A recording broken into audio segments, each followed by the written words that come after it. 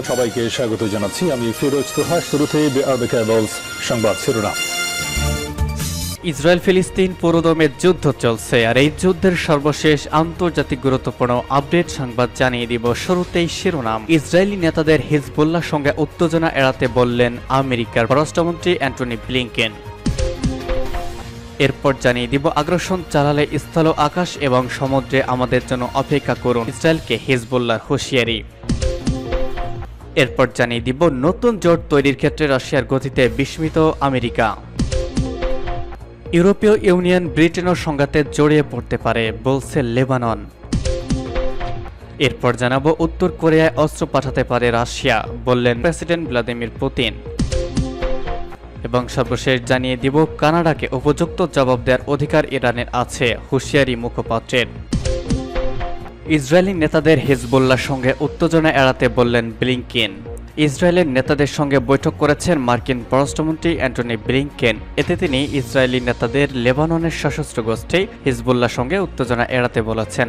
State department জানিয়েছে, ইসরায়েলের জাতীয় নিরাপত্তা উপদেষ্টা জাসি হেনগাবি ও ইসরায়েলের কৌশলগত বিষয়ক মন্ত্রী রোয়ান ডারমারের সঙ্গে বৈঠকের সময় ব্লিংকেন এই মন্তব্য করেছেন। হিজবুল্লাহ প্রধান হাসান নাসরুল্লাহর কঠোর হুঁশিয়ারির পর যুক্তরাষ্ট্র ও ইসরায়েলের মধ্যে বৈঠক হয়। নাসরুল্লাহ বলেন, লেবাননে হামলা চালালে হিজবুল্লাহ সর্বাত্মক যুদ্ধ শুরু করবে, মানা হবে না কোনো নিয়মনীতি। এর আগে বুধবার ইরান সমর্থিত সংগঠন হিজবুল্লাহ লক্ষ্যবস্তুতে হামলা অনুমোদন দেয় তেল আবিব। এর জবাবে ইসরায়েল ও তাদের সহযোগী সাইপ্রাসকে হুমকি দেন হিজবুল্লাহ হাসান নাসরুল্লাহ।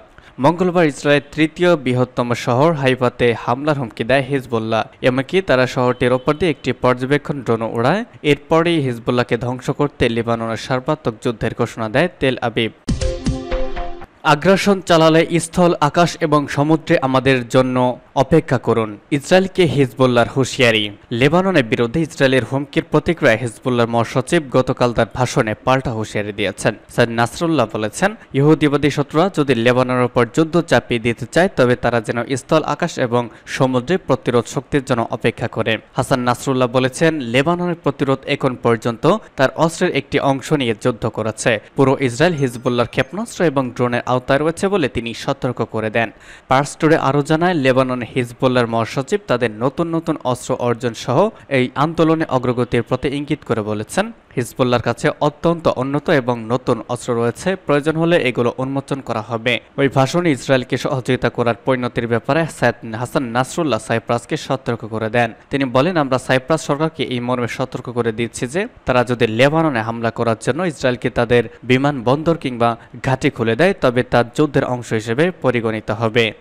আমরা গাজার প্রতি আমাদের সংহতি, সমর্থন এবং সহায়তা অব্যাহত রাখব। আমরা সম্ভাব্য সকল পরিস্থিতি মোকাবেলার জন্য প্রস্তুত রয়েছি, কোনো কিছুই এই কাজ থেকে আমাদের বিরত রাখতে পারবে না। হিজবুল্লাহ মহাসচিব ইসরায়েল অভিমুখী জাহাজের বিরুদ্ধে ইয়েমেনি প্রতিরোধ যোদ্ধাদের অভিযান প্রতিরোধে যুক্তরাষ্ট্র ও ইংল্যান্ডের ব্যর্থতার প্রতি ইঙ্গিত করে বলেন, আমেরিকা এবং ব্রিটেন ইসরায়েলি জাহাজগুলোকে সুরক্ষা দিতে ব্যর্থ হয়েছে। এই ঘটনা বিশ্বের সবচেয়ে গুরুত্বপূর্ণ দুটি নৌবহরের জন্য বড় ধরনের পরাজয়। সৈয়দ হাসান নাসরুল্লাহ বলেন, লেবানন ও ইসরায়েল, ইয়েমেন ও ফিলিস্তিন, আমেরিকা ও ইংল্যান্ডের জন্য হুমকি। নতুন জোট তৈরির ক্ষেত্রে রাশিয়ার গতিতে বিস্মিত আমেরিকা। চীন, উত্তর কোরিয়া এবং আমেরিকার অন্য প্রতিপক্ষের সাথে রাশিয়া যে গতিতে নতুন জোট তৈরি করছে, তাতে আমেরিকা বিস্মিত হয়েছে।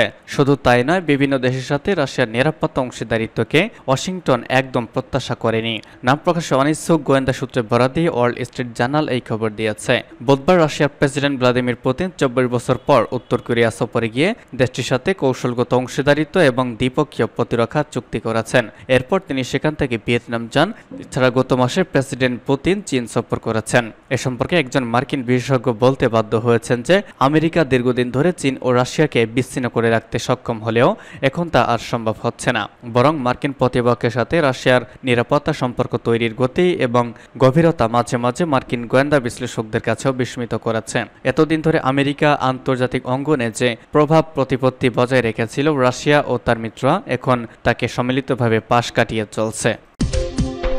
ব্রিটেন ইউরোপীয় ইউনিয়ন সংঘাতে জড়িয়ে পড়তে পারে বলছে লেবানন। ইউরোপীয় ইউনিয়ন ইইউ সদস্য দেশ সাইপ্রাসে হামলা হলে ইউরোপীয় ইউনিয়ন ও ব্রিটেনও সংঘাতে জড়িয়ে পড়তে পারে। ইসরায়েলি হামলার হুমকি দিয়েছে সাইপ্রাসকেও সতর্ক করে দিয়েছে হিজবুল্লাহ। এই প্রথম ইসরায়েলের পাশাপাশি সাইপ্রাসে হামলার হুমকি দিয়েছেন হিজবুল্লাহ প্রধান সৈয়দ নাসরুল্লাহ। নাসরুল্লাহর বক্তব্য অনুযায়ী ভূমধ্যসাগরের অন্যান্য অংশেও তার গোষ্ঠী হামলা চালাতে পারে।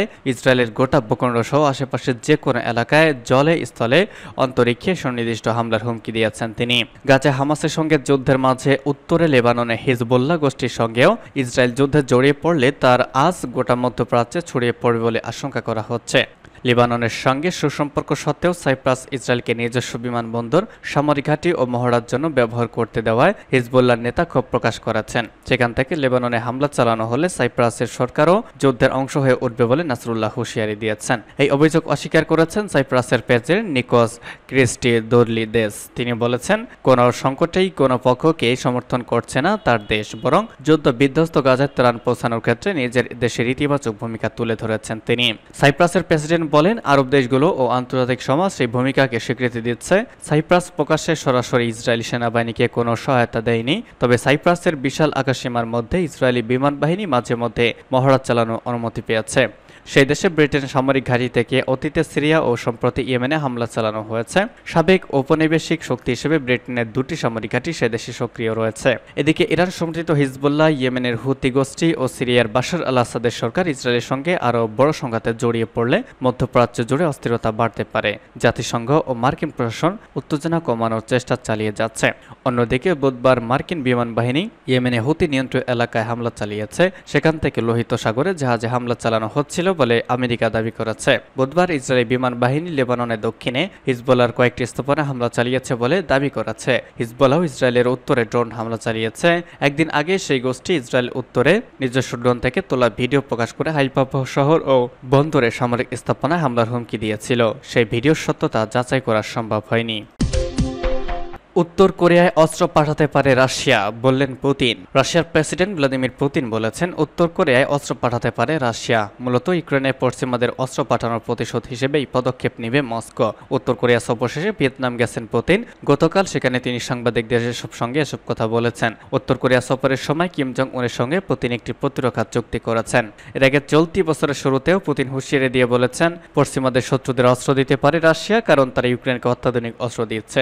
এবার উত্তর কোরিয়া সফরে গিয়ে বিশ্বজুড়ে নতুন করে হইচই ফেলে দিয়েছেন রাশিয়ার প্রেসিডেন্ট ভ্লাদিমির পুতিন, যা নিয়ে বিশ্ব রাজনীতিতে চলছে নানা বিশ্লেষণ। বুধবার সকালে উত্তর কোরিয়া সফরে যান রাশিয়ার প্রেসিডেন্ট ভ্লাদিমির পুতিন। বিমানবন্দরে আগে থেকে অপেক্ষা করছিলেন কিম জং উন। পরে সেখানে পুতিনকে স্বাগত জানান কিম। 24 বছরের মধ্যে উত্তর কোরিয়া এটাই পুতিনের প্রথম সফর। ইউক্রেনে হামলার পর থেকে মস্কো ও পিয়ংইয়ং এর মধ্যে সম্পর্ক আরও জোরালো হয়েছে, কারণ দুই দেশেই পশ্চিমাদের নিষেধাজ্ঞার বিরুদ্ধেই লড়ছে। কানাডাকে উপযুক্ত জবাব দেওয়ার অধিকার ইরানের আছে, হুঁশিয়ারি মুখপাত্রের। ইসলামী প্রজাতন্ত্র ইরানের পররাষ্ট্র মন্ত্রণালয়ের মুখপাত্র নাসের কানিয়ানি বলেছেন, তার দেশের বিপ্লবী গার্ড বাহিনী বা আইআরজিসিকে সন্ত্রাসী হিসেবে কালো তালিকাভুক্ত করার যে ভুল ও বেআইনি পদক্ষেপ নিয়েছে কানাডা সরকার, তার উপযুক্ত জবাব দেওয়ার অধিকার ইরানের আছে। নাসের কানিয়ানি আজ কানাডার এই পদক্ষেপে নিন্দা জানিয়ে একটি রাজনৈতিক, অপ্রচলিত এবং বুদ্ধিহীন পদক্ষেপ বলে উল্লেখ করেছেন। ইরানের পররাষ্ট্র মন্ত্রণালয়ের মুখপাত্র আরও বলেছেন, ইরানের বিপ্লবী গার্ড বাহিনীর বিরুদ্ধে কানাডা সরকারের নিন্দনীয় পদক্ষেপ এই বাহিনীর বৈধতা এবং যুদ্ধ সক্ষমতার ওপর প্রভাব ফেলবে না। তিনি বলেন, কানাডা সরকারের পদক্ষেপ ব্যর্থ হবে এবং অভিজাত এই বাহিনীর শক্তি বাড়ানোর ক্ষেত্রে কোনো বাধা সৃষ্টি করতে পারবে না। এই বাহিনীর শেকড় ইরানের জনগণের হৃদয়ের প্রথিত।